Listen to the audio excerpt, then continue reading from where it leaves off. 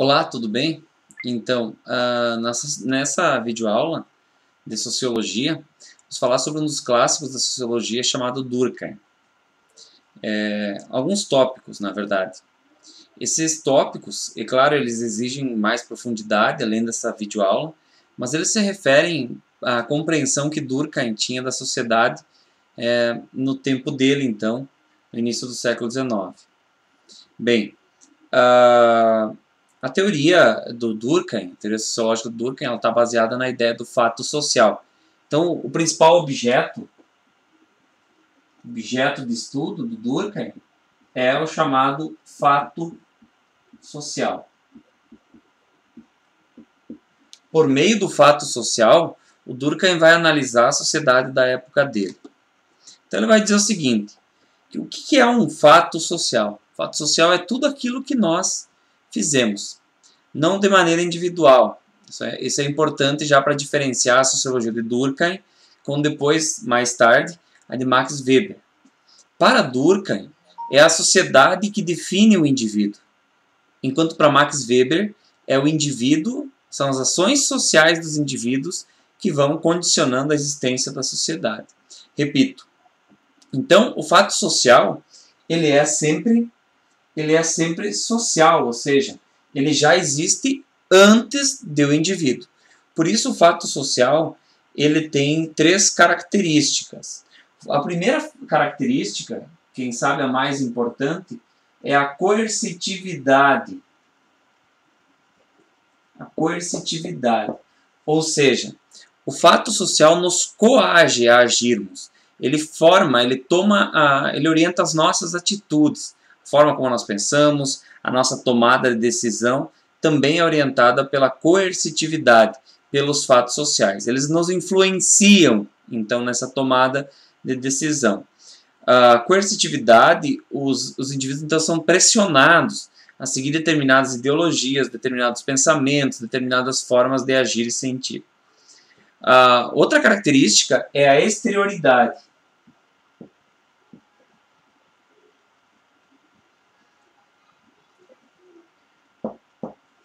Ou seja, todo fato social ele é exterior ao indivíduo, mas ele faz com que o indivíduo, através da coercitividade, o indivíduo passe a agir de acordo com ele. Ou seja, tudo que é externo, ele existe, o fato social existe independente da vontade do indivíduo. E a terceira característica, o fato social, ele tem a sua generalidade. Ou seja, ele é geral a todos os indivíduos. Ele acontece em todos os indivíduos, ele acontece em todos os grupos. Um exemplo que nós poderíamos usar de fato social seria o aborto. O aborto dentro de uma sociedade, ele faz com que os indivíduos pensem sobre ele. Ele é exterior, mesmo que você não pratique o aborto, ele influencia a tua conduta, então ele é exterior ao indivíduo, ele acontece independente da vontade dos indivíduos, ou do indivíduo, melhor dizendo.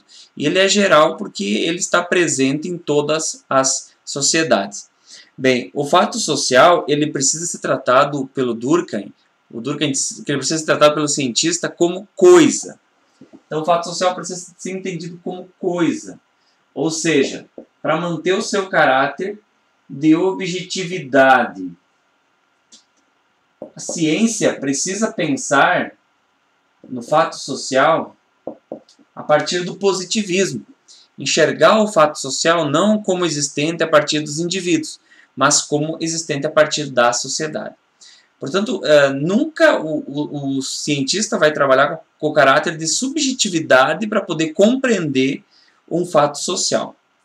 Segundo Durkheim, existem dois tipos de fato social. O fato social normal, então nós podemos colocar aqui, né? O fato social normal e o fato social patológico. O fato social normal é quando ocorre com determinada... que não extrapola com determinada normalidade, que não extrapola os limites normais daquela sociedade. Por exemplo, o suicídio, que ele vai estudar como fato social, ele vai dizer, olha, o suicídio sempre existiu. O problema é quando esses índices extrapolam o limite da normalidade. Aí nós saímos do fato social normal e temos um fato social patológico, portanto doentio para aquela sociedade. Bem, sobre o fato social, basicamente é isso. Então, já podemos falar, né, do fato social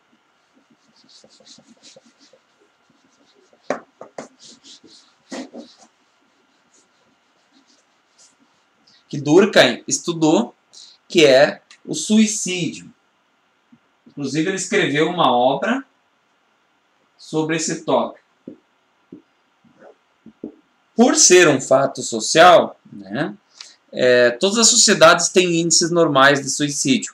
O problema é quando esses índices começam a extrapolar o índice de normalidade, né, que necessariamente não é quantitativo, mas que é também histórico, é cultural. E aí nós temos, então, as taxas elevadas de suicídio. Bom, segundo Durkheim, o suicídio pode ser entendido como um fenômeno individual, porque é o indivíduo que se suicida, ou então como um fenômeno social quando avaliado pelas taxas de suicídio. Então, quando ele se torna patológico, ele já passa a ser entendido como um fenômeno social, e não mais como um fenômeno individual. Então, ele vai classificar em 4 tipos de suicídio. O primeiro tipo de suicídio é o suicídio egoísta. O egoísta. No que consiste o suicídio egoísta? É quando as pessoas não se integram à sociedade. Então, o que elas fazem? Ao invés de tensionar a integração à sociedade, elas tiram a própria vida. Para garantir a sua honra, para garantir o seu sucesso, para não flexibilizar a sua integração social, porque a gente sabe que quando precisa se integrar na sociedade, a gente precisa também obedecer às normas, obedecer à moral, obedecer à ética, etc. O segundo tipo de suicídio é o altruísta.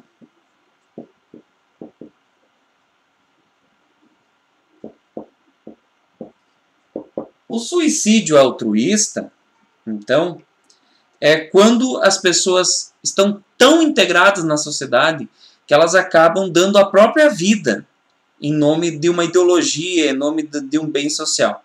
A gente poderia chamar a atenção aos homens bomba, nesse sentido, que dão a própria vida em nome da sua sociedade. O suicídio, o terceiro tipo, então, é o suicídio anômico.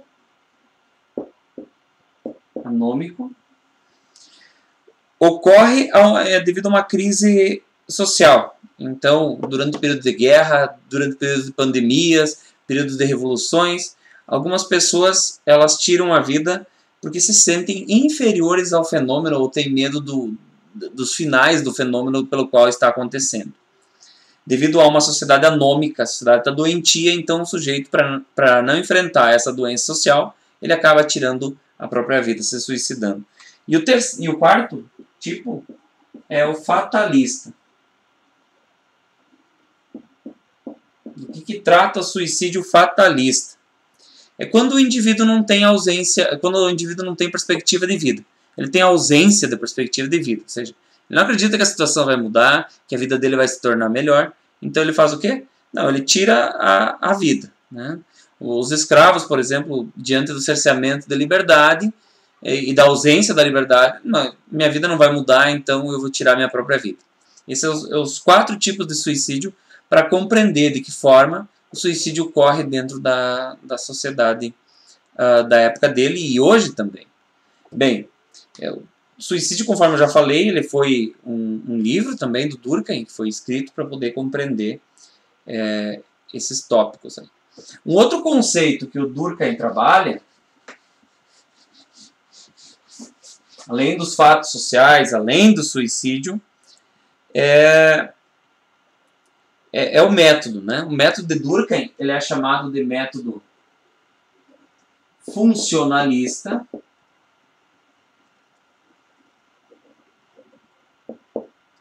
Ou seja, ele é positivista, né? Porque ele vê que é necessário que a sociedade tenha uma determinada ordem, mas ao mesmo tempo ele diz que somente essa ordem não basta. É necessário que a sociedade, então, cumpra, né? Que seja entendido como funcional.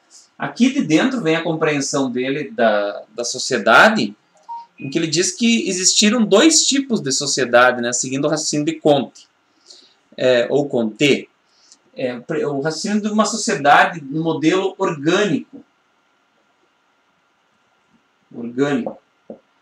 que se opõe ao modelo mecânico. Em outro momento, lá com o Augusto Comte, na sociedade mecânica todos funcionam como peças, todos têm as mesmas funções. E isso se deu até o século XVII, né, quando havia o que ele chamava de consciência coletiva na sociedade. Essa consciência coletiva, ela é um conceito de Durkheim e ela determina a consciência individual. Então são os princípios que são passados de geração em geração. A partir do século XVII, com o processo de industrialização, depois no século XVIII de forma mais efetiva, a sociedade começa a separar a função social do trabalho. Então cada indivíduo começa a desenvolver o seu trabalho. E aí surge um modelo orgânico de sociedade, onde cada um é um órgão dentro desse grande sistema, cada um desempenha uma função dentro desse grande sistema para fazer esse corpo funcionar, né? Então, a partir dali surgem diferentes organizações de trabalho, o modelo fordista, o modelo taylorista, o modelo o toyotismo, enfim. Bom, mas é importante sempre a gente entender que em Durkheim a consciência coletiva determina a consciência individual. Então, cada indivíduo nasce dentro de uma estrutura social, dentro de uma família, e esse modelo de organização, seja ele orgânico e mecânico, ele é imposto para o indivíduo. Mas, a partir do século XVII, com as transformações sociais do capitalismo, da Revolução Industrial, das crises, né, do trabalho, enfim, os modelos de organização, as pessoas foram se adaptando ao modelo orgânico, onde cada um tem uma função dentro da sociedade. E aí surge a preocupação de Durkheim. Qual a garantia que eu tenho que o tecido social, por exemplo, não vá se esfacelar? Ou seja, qual a garantia que eu tenho que as instituições sociais elas sempre vão ser fortes a ponto de não colocar a sociedade em crise? Cada instituição social tem uma função, né? O Durkheim também vai chamar esses modelos, né, de solidariedade. Solidariedade, ou seja, como a sociedade se organiza. Então tem a solidariedade orgânica, que é aquela em que cada sujeito desempenha o seu trabalho, sua função, diferente uns do outro, e a solidariedade mecânica, onde todos desempenham, ou podem desempenhar, por assim dizer, a mesma função. O marco, o divisório é o século XVII, então. Bem, um outro tópico que chama atenção dentro do método, ao mesmo tempo também, de Durkheim, que é o método funcionalista, é identificar o que é uma anomia social, né? Uma anomia. Uma anomia social. Uma anomia social se refere a todo e qualquer movimento de mudança dentro de uma sociedade. Então, mais importante é aquilo que eu falei antes, mais importante do que uma sociedade que se estrutura e permanece em ordem, é que ela também funcione. Por quê? Uma vez que faltam as normas, que faltam os limites, que faltam tudo isso estabelecido pela ordem, pela lei, né, que falta o comprometimento, não há coesão social. Portanto, a sociedade deixa de funcionar e ocorre a anomia social. Então, a anomia social é um estágio de mudança social, uma crise, uma guerra, uma greve dentro da sociedade representam anomias. Os processos revolucionários, né, representam anomias sociais, ou seja, doença social. Então, não vamos entender a sociologia de Durkheim como uma sociologia crítica, não, mas é uma sociologia funcionalista, né? Ela é positivista porque ela mantém a ordem, mas é funcionalista porque não basta estar em ordem. É necessário funcionar como um todo orgânico, bem organizado. Bom, sendo assim, te convido a pensar hoje quais são os fatos sociais que merecem destaque e reflexão dentro do mundo que nós vivemos. Durkheim é um ponto de partida para essa reflexão. Obviamente que tem outras reflexões mais críticas, mas ele traz pontos que são importantes de serem considerados para compreender a sociedade também do nosso tempo. Obviamente, sempre com um olhar crítico. Um abraço, bons estudos, faça um mapa conceitual, os principais conceitos, vá anotando, vá estudando, vá pesquisando, vá batendo um papo com os colegas, com os amigos. E até mais. Sucesso!